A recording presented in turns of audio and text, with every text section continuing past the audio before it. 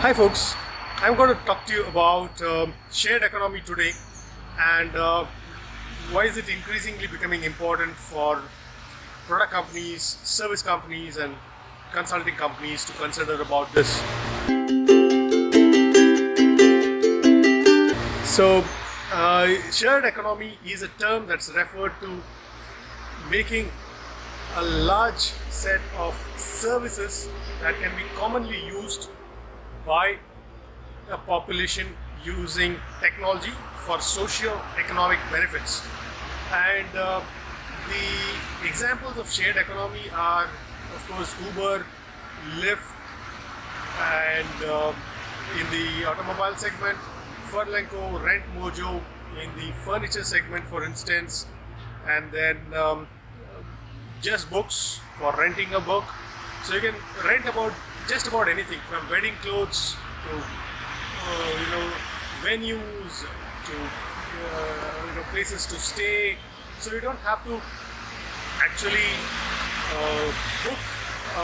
You don't have to buy. So just like capex and opex. So capex has been reduced to opex in the cloud world. Similarly, the shared economy's benefits are that people no longer have to spend.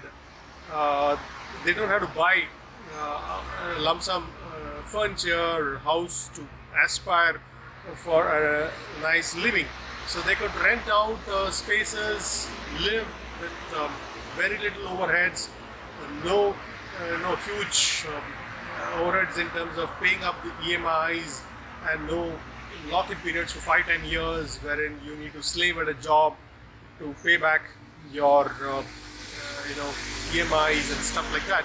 So you are the Uber generation, which wants to travel, see places, and invest more in experiences than on flimsy things that have a long lockdown period in terms of investment and can't be liquidated immediately in terms of assets. So shared economy brings you all those kind of benefits. So as a business designer, as an architect, it's good to know that there is this movement towards people who want to pay only as much as they use, pay for what they use, and not get into long-term, investments. So I was just talking to my friend the other day, who actually owns Three Fellas, which is a co-working staycation kind of a model built in Australia. So he was talking about the intricacies of running that business, on how people get new rock solid furniture every time they visit the premises, no matter when, even if it's after a couple of years, every time it looks fresh, the furniture smells good, it is neatly maintained, and they don't have to buy upfront all of that. So they pay the rental for it, and then they stay for some time and get away with it. So they have the experience without locking them down into long-term investments. So this is the benefits of the shared economy for you. So you co-working spaces like WeWork and Oyo Living and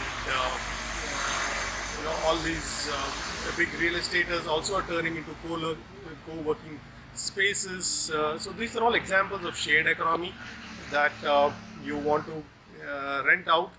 So that's creating aspirational lifestyle for people with highly disposable income without a huge lockdown. So it works in the favor of everybody. Everybody's happy in the value chain. So that's good. But at the same time, there are certain things that are not very pleasant about it. For instance, the surge pricing for Uber and Lyft, for example, which there's no overall cap or regulation that they need to operate in this fashion. So things like that are there. So probably there could be a close collaboration between the government and these private parties to bring about a semblance in those kind of rules. Otherwise, that's in short what's shared economy for you. Here is leaving you with this quick tip on how shared economy as a business decision can help you think about offering shared services to people with a socio-economic benefit by leveraging technology adequately. So thank you. Do like, share and subscribe this video for more such tips and techniques. Thank you very much.